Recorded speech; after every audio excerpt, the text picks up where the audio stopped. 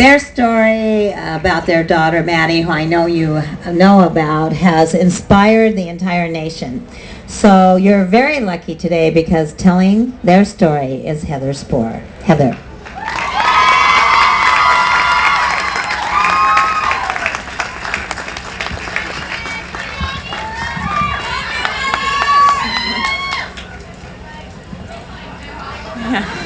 And my husband Mike. Okay, there we go. So, my husband Mike and I are honored to stand here. We speak to you today as happy parents of a NICU preemie who went home and grieving parents whose baby was taken too soon. Nothing about my pregnancy with our daughter Madeline was easy or routine.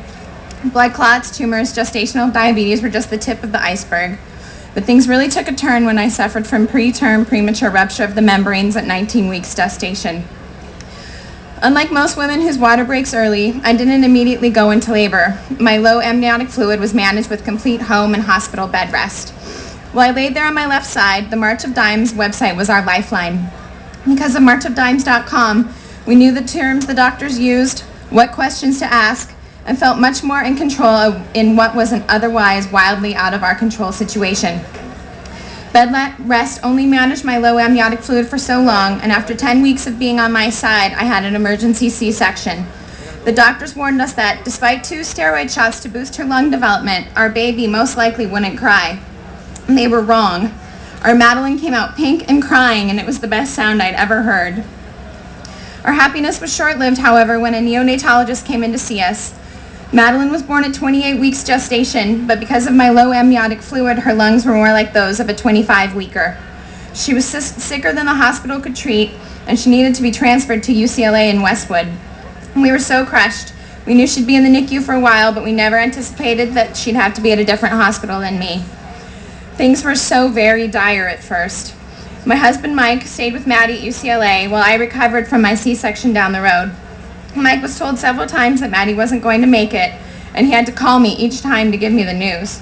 I couldn't stand being so far from my daughter and my husband when they needed me, so I checked out of the hospital the day after she was born. I didn't think twice about it, and I know there are so many other mothers out here who have done or would do the same if they had the chance. I'll never forget walking into the NICU for the first time, all that noise, the beeps of her pulse ox, the wheeze of her ventilator, the low humming of the medical staff. But the sight of my daughter with all the tubes and cords attached, it was my first real look at her. Even with everything attached to her, she was beautiful. It hurt not to be able to touch her. I didn't get to hold her for 2 weeks. In the first few days, treatments pioneered by the March of Dimes were completely responsible for Madeline's survival. She was given surfactant so her lungs could inflate, and nitric oxide to help her blood absorb oxygen. Her NICU stay was the dreaded roller coaster we all are familiar with. Infections, NEC, chest tubes, but we stood by her side every second, minute, and hour, and we slowly watched her get better and stronger. After 68 days, we brought our Maddie home. It was one of the happiest days of our life. Because her lungs were so premature, she required multiple breathing treatments per day and often needed supplemental oxygen when she was sleeping. To Madeline, these were just minor inconveniences on her way to conquering the world. Her father and I felt blessed every day to have such a smart, loving, beautiful baby. We would often look at each other over her curly head and wonder how we got so lucky. And I would often find myself remembering the day that my OBGYN told me I would miscarry or that she wouldn't make it at all. We never took our daughter for granted. Despite our best efforts, Maddie got sick a lot. Her premature lungs were weak and she developed chronic lung disease. She was hospitalized with pneumonia, bronchiolitis, RSV. But even when she was sick, she handled herself with such happiness and grace. It seems so funny to say that about a toddler, but it's true. She always had a smile for every doctor or nurse or respiratory therapist. She never complained. She hardly ever cried. Her lungs never held her back. She wasn't sickly at all. She was just a happy baby that, because of her weakened lungs, was hit harder by common colds. It was so much fun to watch her grow. We celebrated every milestone. Every month she grew older, we'd sing happy birthday. By the time she reached 17 months old, she was stringing together words, cruising around our home, and offering to share every toy she had. She was the kindest, most loving person I have ever known.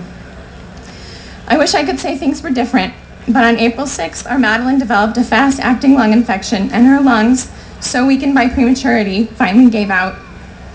She passed away on April 7th, and our world has been forever changed. It would be easy for us to wallow in self-pity, but we can't. Maddie wouldn't have wanted that. Instead, we are celebrating the 17 wonderful months we had with her. 17 months that no one expected us to have. 17 months that the March of Dimes gave us. It is hard to be anything but grateful. I've been struggling with what to say here to everyone for a week now. Our Madeline is no more special than anyone else's child. Through happenstance, her passing has received a lot of attention, and my husband and I have searched to find a positive way to use the spotlight. It was natural for us to turn it towards the March of Dimes.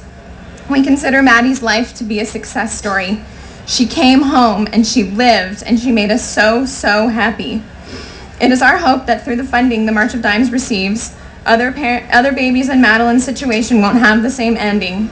No parent should ever have to bury their child. When you leave here today, I hope you will close your eyes and picture a beautiful toddler with a gigantic grin. Remember that face, and remember the work the March of Dimes does. Carry that smile with you every day, and please continue to support the March of Dimes. Thank you.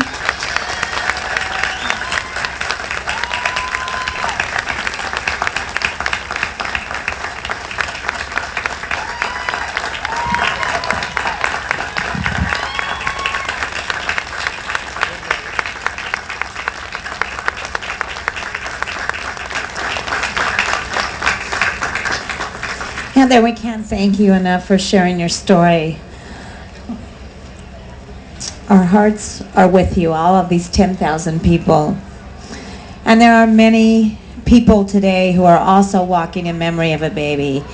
So at this time, we will have a moment of silence to honor Maddie and all the babies who are no longer with us, but will never be forgotten.